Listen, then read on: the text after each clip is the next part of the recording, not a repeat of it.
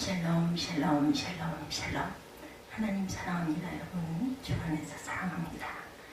엘리바스의 두 번째 연설 두 번째 오늘 15장 17절에서 35절까지의 내용 함께 말씀 나눕니다.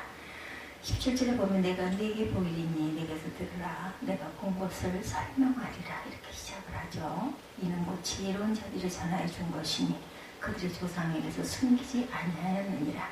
이 땅은 그들에게만 주셨으므로 외인은 그들 중에 왕래하지 못하였느니라. 그 말에 이르기를 악인은 그의 일평생의 고통을 당하며 포악한 자의 횟수는 정하여졌으므로 그의 귀에는 무서운 소리가 들리고 그가 평안할 때 멸망시키는 자가 그에게 이르리니 그가 어두운 데서 나오기를 바라지 못하고 칼날에 숨어서 기다리느니라. 그는 헤매며 음식을 구하여 이르기를 어디 있느냐 하며 흑암이날에 가까운 줄을 스스로 아느니라. 환난과 역경이 그를 두렵게 하며 싸움을 준비한 왕처럼 그를 쳐서 이기리라. 이는 그의 손을 들어 하나님을 대적하며 교만하여 전능자에게 힘을 과시할으니라. 그는 목을 세우고 방패를 들고 하나님께 달려드니 그의 얼굴에는 살이 찌고 허리에는 기름이 엉겼고 그는 황폐한 성읍 사람이 살지 아니하는 집 돌무더기가 될 만한 곳에 거주하였음이니라. 그는 부유하지 못하고 재산이 보존되지 못하고 그의 소유가 땅에서 증식되지 못할 것이라. 어두운 곳을 떠나지 못하리니 불꽃이 그의 기질을 말릴 것이라. 하나님의 입김으로 그가 불려가리라. 그가 스스로 속아 허무한 것을 믿지 아니할 것은 허무한 것이 그의 보응이 될 것이니라. 그의 날에 이르기 전에 그 일이 이루어질 것인즉 그의 가지가 푸르지 못하리니 포도 열매가 익기 전에 떨어진 것 같고 감람꽃이 떨어진 것 같으리라. 경건하지 못한 누리는 자식을 낳지 못할 것이며 뇌물을 받는 자의 장막은 불탈 것이라. 그들은 재난을 잉태하고 죄악을 낳으며 그들의 뱃속에 속임을 준비하느니라. 악한 자들은 이렇게 될 것이다 라고 두 번째 연설의 두 번째 마지막까지 35절까지 제가 쭉 한번 읽어봤습니다. 엘리바스는 욥의 대답을 책망하면서 그가 왜 욥을 견책하는가에 대한 그의 주장을 여기에 논거에 넣죠. 악인은 필히 비참하게 되고 여기에서 비참하게 되는 자는 분명 악인이라는 사실을 추론할 수 있으므로 욥도 그러한 자이다 이렇게 말합니다. 첫 번째 엘리바스는 이 대화에 엄숙하게 서두를 꺼내죠. 욥이 말한 것에 대해 별로 개의치 않고 높이 평가하지도 않습니다. 그리고 욥이 그의 말에 귀를 기울여 주리라고 거의 기대할 수 없지만 그는 이 대화에서 욥이 주의를 기울여 줄 것을 요청합니다. 17절에 들을 만한 가치가 있는 것을 내가 네게 보이리라 이렇게 말합니다. 이처럼 사람들은 다른 사람들의 이론을 반박하면서 자기네들의 이론을 칭찬하는 경향이 많습니다. 그런 욥에게 가르침을 줄 것을 약속하죠. 그것은 그의 경험과 관찰로부터 나온 것이었습니다. 여러 가지 일 가운데 내가 본 것을 설명하리라 이렇게 말하죠. 내가 본 것을 설명하리라. 오늘 제목은 내가 본 것을 설명하리라 이렇게 정합니다. 인간에 관한 하나님의 섭리를 관찰하는 것은 매우 유익하죠. 그러므로 그것으로부터 우리는 훌륭한 교훈을 또한 배울 수도 있기도 합니다. 우리는 자신을 관찰해서 얻은 유익함을 다른 사람에게 알려 그들에게도 유익함을 나눠줄 준비를 하고 있어야 되는데 그리고 우리가 본 것을 설명할 때는 담대히 말할 수 있어야 합니다. 두 번째 그것은 옛 선조들의 지혜에서 나온 것이었다. 18절에 보면 이는 지혜로운 자들이 그 열조에게서 받아 전한 것이다. 현대인들이 가지고 있는 지혜와 학식 가운데 옛날 사람들에게서 나온 것이 매우 많습니다. 많은 경험 그렇죠. 있다 보면 훌륭한 자녀들은 훌륭한 부모에게서 많은 것을 배웁니다. 그리고 우리는 조상들로부터 배운 것을 또한 우리 후손들에게 전해주고 다음 세대에게 숨기지 말아야 한다라고 시편 78편 3절에서 6절에 증거하고 있죠. 이는 우리가 들어서 아는 바요 우리의 조상들이 우리에게 전한 바라. 우리가 이를 그들의 자손에게 숨기지 아니하고 여호와의 영예와 그의 능력과 그가 행하신 기이한 사적을 후대에게 전하리로다.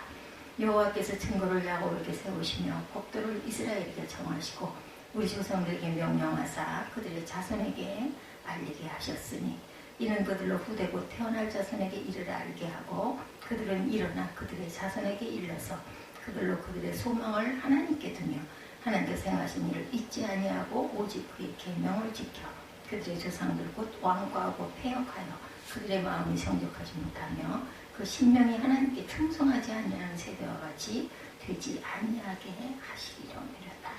10편 78편 3절에서 8절 내용입니다. 여러 세대 동안 전해 내려오는 지식의 끈이 어떤 사람의 부주의 때문에 끊어져 버리고 그것을 순수하게 온전하게 보존하기 위한 어떤 대책도 마련해 놓지 않았다면 그 후손들은 많은 타격을 받을 것입니다. 엘리바스가 그 예를 든 자들은 실상 이 땅을 그들에게 준 고귀한 자들이었습니다. 따라서 우리는 그 하늘의 총애를 받고 있고 이 땅의 일을 가장 잘 보살필 만한 능력 있는 자들이라고 짐작할 수가 있죠. 솔로몬과 같이 권세와 권위의 자리에 있던 자들로부터 슬기로운 지혜가 나왔고 이 세대의 관원이 하나도 알지 못한다. 이런 지혜 고린도전서 2장 7, 8절입니다. 오직 은밀한 가운데 있는 하나님의 지혜를 말하는 것으로 감추어졌던 것인데 하나님은 우리의 영광을 위하여 만세전에 이미 예비한 정하신 것이다. 이 지혜는 이 세대의 통치자들이 한 사람도 알지 못하였나니 만일 알았더라면 영광의 주를 십자가에 못 박지 아니하였으리라. 고린도전서 2장 7절에 8절에 이렇게 증거하죠. 두 번째 엘리바스는 이 대화를 통해서 다음과 같은 사실을 보이고 있습니다. 19절에 보면 지혜롭고 선한 자들은 대체로 이 땅에서 번성한다. 이 땅은 그들의 돈을 주셨으므로 외인은 그들 중에 왕래하지 못하느니라. 그들은 온전하고 평화롭고 그 속에서 즐거움을 누렸으며 어느 외인도 그것을 왕래하지 못하게 합니다. 따라서 그 누구도 그들의 몫을 나누어 가지지 못했고 그들을 괴롭히지 못한다.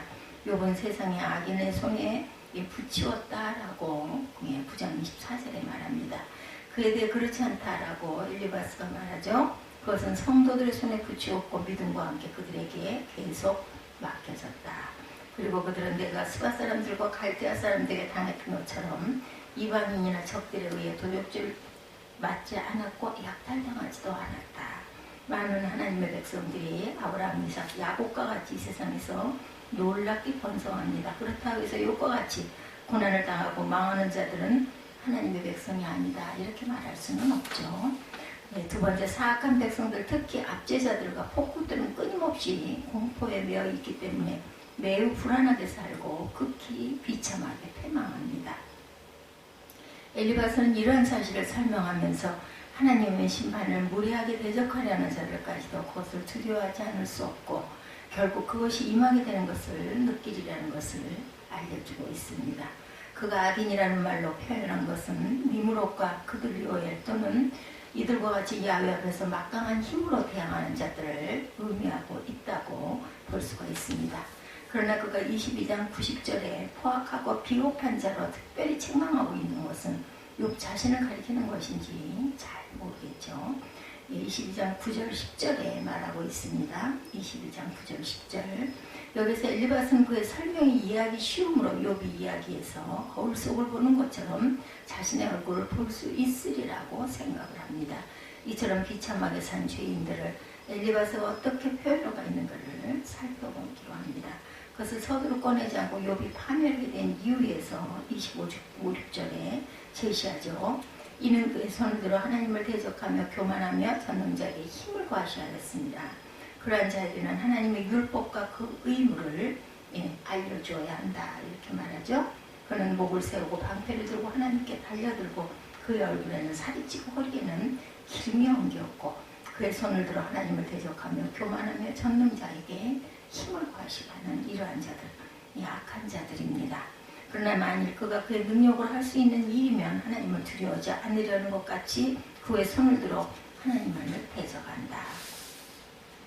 이것은 정말 하나님을 미워하는 무리하고 사악한 죄인들에게 적용되죠. 그들의 육신의 생각은 하나님의 적일 뿐 아니라 그와 원수가 됩니다. 로마서 8장 7절에 육신의 생각은 하나님과 원수가 되나니 이는 하나님의 법에 굴복하지 아니할 뿐만 아니라 할 수도 없습니다. 이렇게 말씀하죠. 그러나 죄인의 사악함 무리할 뿐만 아니라 무력합니다. 그러한 죄인이 무엇을 할 수 있겠는가? 그는 힘을 내어 즉 어떤 사람들의 견해대로 용감하게 되어 전능자를 대적하는데 그의 엄청나고 포악한 힘으로 때와 법을 경계코자 한다. 다니엘 7장 29절입니다. 그가 장차 지극히 높으신 이를 말로 대적하며 지극히 높으신 이의 성도를 괴롭게 할 것이며 그가 또 때와 법을 고치고자 할 것이며 성도들은 그의 손에 붙임받아 한 때와 두 때와 반 때를 지내리라. 하나님의 섭리를 무시하고 약탈과 잘못을 행할 수 있도록 양심의 호소마저 제거하려 합니다. 교만한 죄인들이 전능하신 하나님과 겨루려 하는 것은 말할 수 없이 미친 행위이다. 창조주와 겨루는 자에게 화가 있다. 죄인의 무례함에 대한 설명이 좀 더 묘사되어 있습니다. 그는 목을 세우고 방패를 들고 하나님께 달려간다 라고 얘기하죠.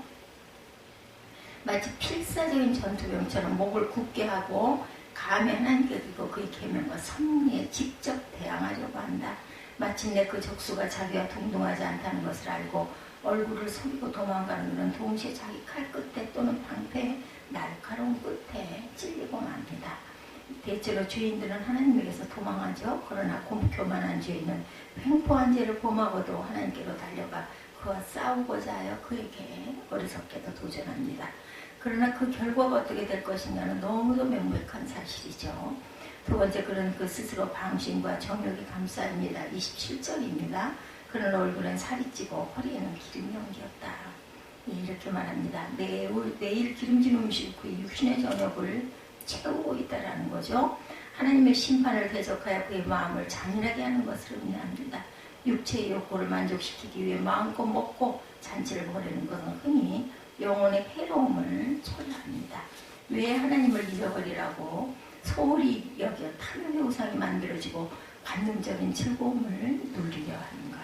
포도주와 독주에 만취한 자들은 중대한 일들을 던져버리고 내일도 오늘같이 또 크게 넘치리라. 이사야 56장 12절입니다.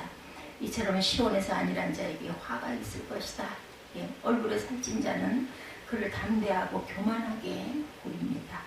그리고 허리에 살찐 자는 그가 편하고 안이하게 눕도록 해주고 무감각하게 만들죠. 그러나 하나님의 진노의 화살이 날아갈 때 이것이 극히 보잘것없는 은신처임이 드러날 것이다. 그는 주위에 있는 모든 것을 약탈하여 스스로를 부욕케 합니다. 28절에 보면 황폐한 성사람이 살지 아니하는 집 돌무더기가 될 곳에 거주하였습니다. 그는 부유하지 못하고 재산이 보존되지 못하며 그의 소유가 땅에서 증식되지 못할 것이라. 어두운 곳을 떠나지 못하리니 불꽃이 그의 가지를 날릴 것이라. 하나님의 입김으로 그가 불려가 버리고 말 것이다 라고 얘기하죠. 또한 35절에 그들은 재난을 잉태하고 죄악을 낳으며 그들의 뱃속에 속임을 준비한다. 즉 그들은 악한 생각을 배고 그 다음에 마음에 교율을 예비하고도 그들이 쓰러뜨리고자 하는 자들을 보호하는 척하고 평화의 동맹을 맺음으로 더 효과적인 싸움을 조작하려는 두 가지 처음부터 계획한 사기와 살인, 그 사악함의 주요 요소가 되고 있다. 어떠한 사악한 자들로부터 하나님은 모든 선한 자들을 구원하신다. 우리는 이제 이 사악한 자들의 영적인 심판과 현실적인 심판 속에서 어떠한 비참한 상황에 처하는가를 살펴봅니다. 그의 내적인 평안이 끊임없이 흔들리죠. 그 자신의 양심이 그를 고소하며 그것으로 인한 진통 때문에 일평생 고통을 당합니다. 20절에는 말하죠. 그 말에 이르기를 악인은 그의 일평생 고통을 당하며 포악한 자들의 횟수는 정하여졌으므로 21절에 그의 귀에는 무서운 소리가 들리고 그가 평안할 때 멸망시키는 자가 그에게 이르리니 그가 어두운 데서 나오기를 바라지 못하고 칼날이 숨어서 기다린다. 이렇게 말하죠. 그는 오직 무서운 마음으로 심판을 기다리는 것과 명렬한 불 아래 있게 된다라는 겁니다. 끊임없이 두려움과 놀라움 속에 처하죠. 21절에도 보면 귀에서 무서운 소리가 들립니다. 평안할 때 멸망시키는 자가 그에게 이르르죠. 그는 하늘과 땅이 그에 대하여 경노하고 있고 하나님께서 그를 대적하시며 온 세상이 그를 미워한다는 것을 알게 된다. 그러므로 그를 만나는 자가 모두 그를 죽이려고 생각한다. 창세기 4장 14절입니다. 주께서 오늘 이 지면에 나를 쫓아내시온 중 내가 주의 낯을 배우지 못하리니 내가 땅에서 피하며 유리하는 자가 될지라. 물은 나를 만나는 자마다 나를 죽이겠나이다. 이렇게 고백합니다. 그는 빛에 쫓기는 자와 같이 모든 사람이 그를 잡으려는 자로 생각합니다. 죄로 인하여 제일 먼저 두려움이 들어왔습니다. 창세기 3장 10절에 이르되 내가 동산에서 하나님의 소리를 듣고 내가 벗었으므로 두려워하여 숨었나이다. 선악과 따먹고 겁이 나서 숨죠. 지금은 그 여전히 지금도 남아있는 흥할 때도 저 멸망시키는 자가 그에게 임할 것이라는 것을 이런 두려움을 느낍니다. 하나님께서 보내신 멸망시키는 천사가 그에게 싸움과 보복을 가하니 그가 해친 자들이 직접 그 보복을 하리라는 것을 느끼고 두려워한다라는 거죠. 에스겔 32장 25절에 그와 그 모든 무리를 위하여 죽임을 당한 자 가운데 침상을 놓았고 그 여러 무덤은 사방에 있으며 그들은 다 할례를 받지 못하고 칼에 죽임을 당한 자로다. 그들의 생존하는 사람들의 세상에서 두렵게 하였으나 이제는 구덩이에 내려가는 자와 함께 수치를 당하고 죽임을 당한 자 가운데 나뉘었도다. 22절에도 그가 어두운 데서 나오기를 바라지 못하며 칼날이 숨어서 기다린다. 이렇게 말하죠.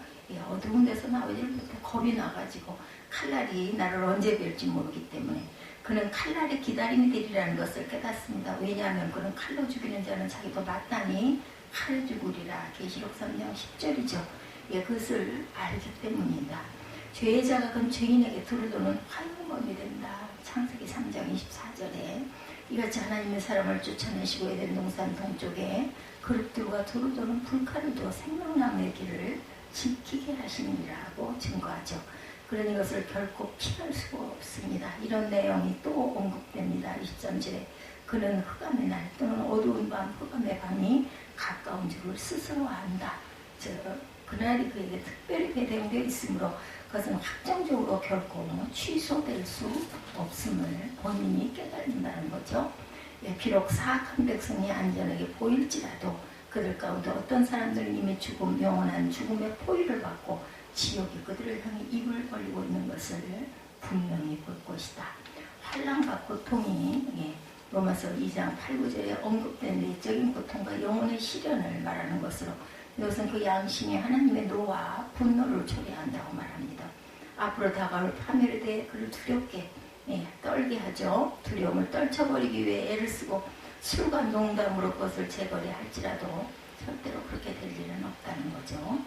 셋째, 환난을 당할 때 그것을 빠져나올 엄두를 내지 못한다. 22절에 증거합니다. 그의 귀에는 무서운 소리가 들리고 그는 어두운 데서 나오기를 바라지 못하고 칼날이 숨어서 기다린다는 것을 안다라는 거죠. 죄의 흑암으로 벗어나게 하지 않고 그 중에 왕래하는 자들을 어떻게 환난의 흑암에서 벗어날 수 있겠는가. 시편 82편 5절에 증거합니다. 그들은 알지도 못하고 깨달지도 못하고 흑암 중에 왕래하니 땅의 모든 터가 흔들리로다. 무서운 환난에 빠져나올 수가 없어요. 다섯째, 그는 끊임없이 근심으로 당황하며 하나님의 섭리가 그를 조금만이라도 징계할 때는 더욱 당황한다라는 거죠. 23절에 그는 헤매며 음식을 구하며 이르기를 어디 있느냐 하며 흑암 날이 가까울 줄을 스스로 압니다. 환난과 역경이 그를 두렵게 하며 싸움을 준비한 왕처럼 그를 쳐서 이기리라. 그는 빈곤함을 매우 두려워하고 그의 재산이 없어지는 것을 느낌으로 그 자신의 환상 속에서 유리하며 신부를 구하며 이르기를 어디 있느냐 이렇게 말한다라는 거죠. 누가복음 12장 17절에도 부유한 자는 풍족한 중에도 내가 어찌할꼬 이렇게 말을 합니다. 아마도 그는 그의 탐욕을 변명하기 위해 부족함을 두려워하는 것처럼 말할 것인데 사무엘상 2장 5절에 풍족하던 자들은 양식을 위하여 품을 팔고 두린 자들은 다시 줄이지 아니하도다. 전에 임신하지 못하던 자는 7을 낳았고 많은 자녀를 둔 자는 쇠약하도다 말씀합니다. 그러나 이 죄인은 그렇게 할 수가 없다. 그는 너무 살이 쪄서 그의 얼굴에는 살이 찌고 허리에는 기둥이 엉겼어요. 땅을 팔 수가 없다. 그러나 구걸하는 것도 수치스러움을 느낄 것이다. 시편 109장 10절에 그의 자녀들은 유리하며 구걸하고 그들의 황폐한 집을 떠나 빌어먹게 하소서. 다윗은 의인이 버림을 당하는 걸식함을 보지 못했다고 말합니다. 왜냐하면 진실로 그들은 구걸하지 않고도 자비를 베푸는 자에 의해 양식을 얻기 때문이다. 시편 37편 3절과 25절입니다. 야훼를 의뢰하고 선을 행하라. 땅에 머무는 동안 그의 성실을 먹을거리로 삼을지어다. 25절에 내가 어려서부터 늙기까지 의인이 버림을 당하거나 그의 자손이 걸식함을 보지 못하였도다. 그의 내적인 통풍함은 곧 끝장이 날 것이며 그의 자만과 모든 즐거움도 그것과 함께 끝날 것이다. 하나님께서 그를 치시려고 달려가시는데 어찌 그것만 할 수도 있겠는가. 어떤 사람은 26절을처럼 풀이하고 있습니다. 그는 목을 세우고 방패를 들고 하나님께 달려가니 하나님께서 치시려고 달려가는 일 분명 당연히 넘어지겠죠. 왜냐하면 심판하실 때 이기기 때문이다. 하나님은 심판이 세상에 물든 악인의 근심과 욕망과 계획을 어떻게 방해하여 완전히 비참하게 되는가를 봐야 합니다. 첫째, 그는 소유하고자 하나 부유하지 못하다. 24절에 헤매며 음식을 구하며 이르러 어디 있느냐 하며 흑암의 날이 가까울지를 스스로 안다고 그러죠. 그는 탐욕스러운 마음으로 그가 진정 부여는 된 것을 방해합니다. 그는 충분히 가지지 않았기 때문에 궁핍함을 느끼는 게 아니라 자꾸 욕심을 부린다는 거죠. 그가 원하는 만큼 충분히 가지지 못했다고 생각하기 때문이다. 하나님의 섭리는 어떤 사람들이 부여하게 되는 것을 현저히 막고 있고 그들의 사업을 실패하게 만들고 그들의 계획을 좌절시켜서 언제나 궁핍하게 한다.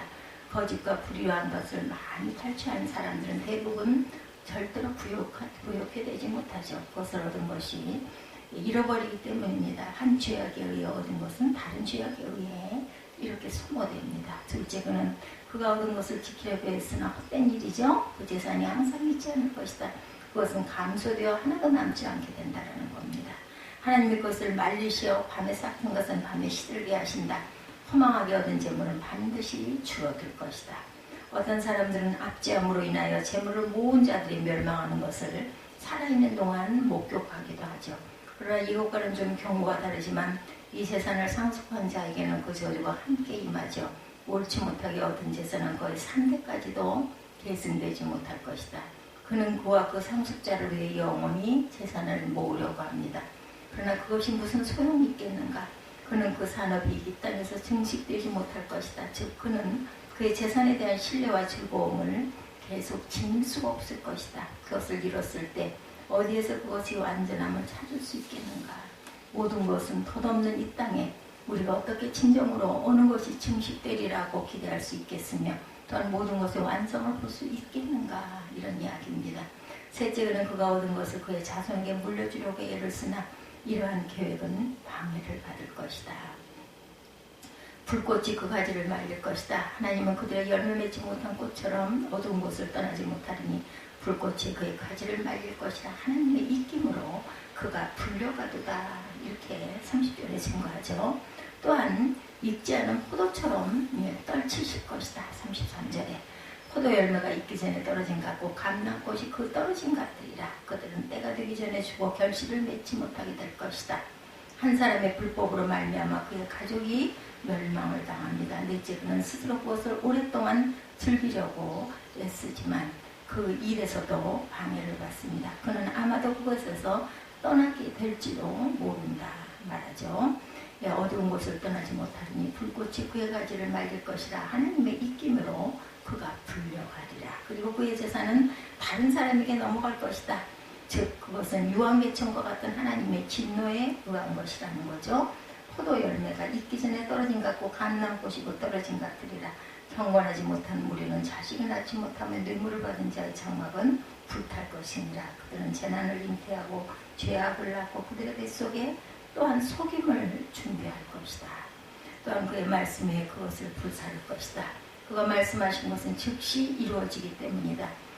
이 밤 너는 내 영혼을 도로 찾을 것이다. 그와 마찬가지로 악인은 그의 사악한 길을 몰려 속된 마음속에 있는 속물로 빠져들 것이다. 그것은 아마도 그에서 떠나 하늘이 나는 독수리처럼 날아갈 것이다.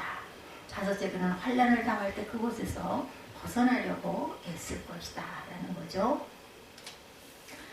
그는 어두운 데서 나오기를 바라지 못할 것이다. 그런 영원한 재난에게 두려워하고 있습니다. 그러나 하나님도 또한 이스라엘에게 행하신 것처럼 민수기 14장 28절에 유혹을 그에게 택하여 주며 그 무서워하는 것을 그에게 임하게 하신다. 이사야 66장 4절입니다. 하나님은 그의 불신과 절망에 대해 아멘, 내 귀에 들린 대로 내가 너에게 행하리라고 말씀하시죠. 여섯째, 그는 그의 동료들을 안전케 하려고 노력하며 그들의 유도관계를 강화시키려고 하지 않지만 그건 역시 헛된 일이다. 34절입니다. 경건하지 못한 무리는 자식을 낳지 못할 것이며 뇌물을 받는 자의 장막은 불탈 것이며 재난을 잉태하고 죄악을 낳고 그들의 뱃속에 속임을 준비한다. 이렇게 마무리합니다. 그들의 무리 모든 공모자 그들과 그들의 장막은 결실이 없고 불탈 것이고 여기서 사곡한 자와 뇌물 받은 자를 책망합니다. 이들은 하나님과 인간 사이에서 기만을 행하는 자들이다. 즉 종교를 사칭해서 하나님을 모욕하고 의를 미끼로 삼아 인간을 행하는 자들이다. 이러한 일들이 좋은 결실을 맺게 되는 일은 불가능하다. 불의를 행하기 위해 손과 손을 맞잡을지라도 악인이 처벌받지 않을 수는 없을 것이다. 이와 같은 사실에서 우리는 다음과 같은 것을 압니다. 오만한 죄인들의 흥함은 이처럼 비참하게 끝난다. 그렇다면 그런 스스로 속아 허망한 것을 믿지 말게 하라. 31절에 스스로 속아 허망한 것을 믿지 않을 것은 허무한 것이 그의 보응이 되기 때문이라는 거죠. 다른 사람들이 당하는 재앙을 보고 우리 스스로 주의하도록 하고 흔들리는 갈대 위에서 우리는 머물지 않도록 해야 된다. 그것은 언제나 의지하려는 사람을 쓰러뜨립니다. 재물을 획득하기 위한 사악한 방법을 믿는 자들은 허망한 것을 믿는 것이고 허망한 것이 그들의 보험이 됩니다. 왜냐하면 그들은 바라던 것을 얻지 못하게 되기 때문이다. 그들의 관계는 그들을 속일 것이며 그들을 이 세상에서 멸망시킬 것이며 그들이 얻은 재물, 특히 옳지 못한 방법으로 얻은 재물을 얻은 자들은 허망한 것을 믿습니다. 왜냐하면 그것을 그들에게 만족을 가져다 주지 못하기 때문에 거기에서 붙어있는 죄악이 그 기쁨을 자꾸 멸해버린다. 그들은 바람을 부리고 회오리 바람을 추수하여 마침내 소유하게 되지만 마침내는 당황하게 되고 속은 심령이 헛물을 켜고 그들의 오른손에 있는 거짓으로 스스로 속여놓으라. 그들이 이렇게 허망한 고백을 하게 될 것이다 라고 아주 신랄한 악한 자들에 대한 결론을 이렇게 말하죠. 결국은 헛되고 헛된 것들이 될 뿐이라는 것을 여기서 증거하고 있습니다. 재난을 잉태하고 죄악을 낳고 그들의 뱃속에 속임을 그런데도 준비하게 된다는 거죠. 이 기가 막힌 논리, 엘리바스의 두 번째 연설, 내가 본 것을 설명한 엘리바스의 두 번째 본절입니다. 여기에 욥이 과연 해당되어 있었을까요? 그래서 이런 벌을 받았을까요? 우리가 욥은 우스 땅에 있는 아주 의인이고 정직한 자라는 것을 서도 알았던 것처럼 엘리바스의 두 번째 악한 자들에 대한 결론은 맞지만 과연 욥이 그런 악한 자들이었겠는가? 우리가 사람을 정죄하고 판단하는 것은 우리의 몫이 아니라는 것, 하나님의 몫이라는 것을 다시 한번 생각하면서 우리 주변에 있는 이웃, 어려움과 고난을 처한 이웃을 우리는 이렇게 신랄하게 비판하지 말고 그를 위하여 그가 필요한 것, 그가 쉴 수 있는 마음의 평안을 주기 위해서 항상 위로하고 또한 들어주고 그가 필요한 것을 채워줄 아는 그러한 사랑의 마음을 짓는 하나님의 자녀들 다 되시기를 주님의 이름으로 축복합니다.